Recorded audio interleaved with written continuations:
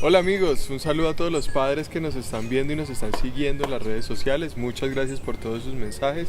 Como saben, estaremos contestando todos los mensajes con todas las preguntas que están enviando para sus hijos.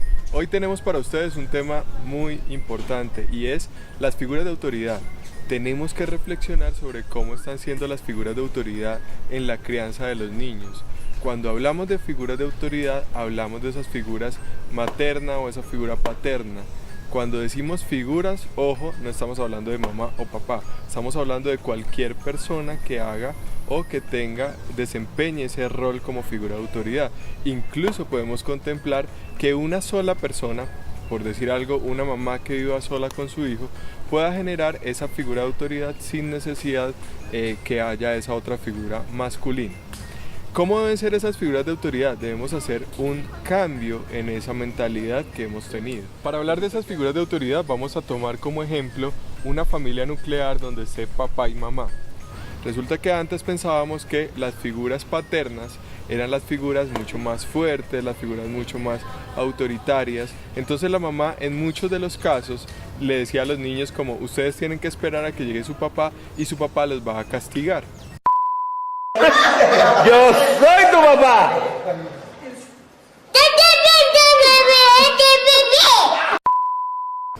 Pero resulta que los tiempos han cambiado y las figuras han ido cambiando y ya no debe ser una figura muy autoritaria y la otra figura flexible.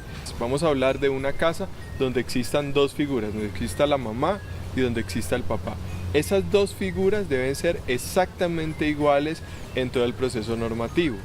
Esa base del proceso normativo debe ser una base de afecto, escúchenlo bien, afecto, mucho afecto para sus hijos. Y encima de ese afecto vamos a poner las reglas y vamos a poner los límites. Esas reglas porque el niño necesita unos parámetros normativos y esos límites porque cualquier organismo, sea el que sea, necesita que ese espacio no sea tan abierto, sino que tenga como unas barreras, como unas paredes por donde puede limitarse, donde puede limitar su conducta. Resulta que esos padres van a generar unas pautas claras y para generar esas pautas claras tenemos unas reglas para padres. ¿Cuáles son las reglas que deben tener esos padres? You guys got paint everywhere downstairs. Yep.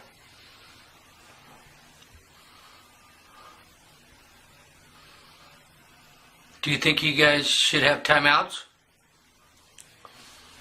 You don't think so?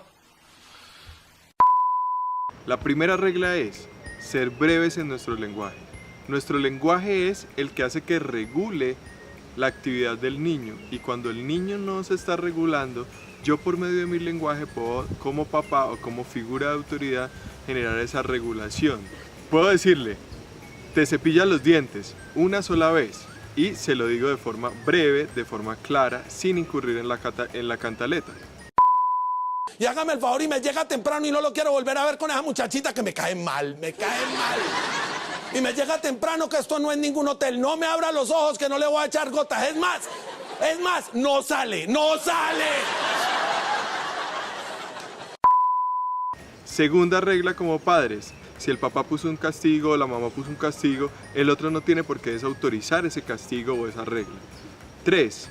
Ser concordantes o ser coherentes con esas pautas entre los padres. Primero tenemos que haber pactado esas pautas con nuestros hijos, con nuestra pareja, saber cómo vamos a generar ese proceso de límites y de reglas. Cuarta, podemos establecer esas reglas de manera gráfica o de manera visible como un contrato que generemos con ellos. Quinto, no amenazar. No tenemos que amenazar a nuestros hijos, no es como estarle diciendo, oye, si haces tal cosa, te ganas un castigo. Simplemente si no hace o si hace esa conducta que yo no quiero, realmente le puedo dar el castigo, le puedo dar la consecuencia, que eso es un tema que podemos hablar después. Pero tratemos de no amenazar a nuestros hijos. Y otra cosa es, no compremos las conductas de nuestros hijos, porque ellos se vuelven súper negociadores de conductas. Entonces si nosotros le decimos, si te tomas la sopa te doy un helado, ellos después le van a decir, mamá, ¿y si gano el examen qué me vas a dar?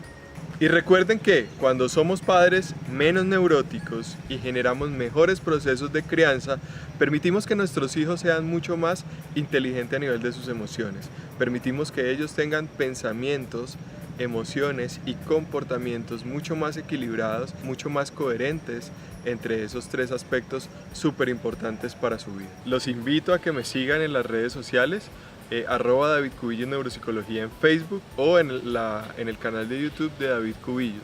Ahí voy a seguir montando videos, artículos o cosas relacionadas con todos los temas que tienen que ver con la crianza y la conducta de sus hijos.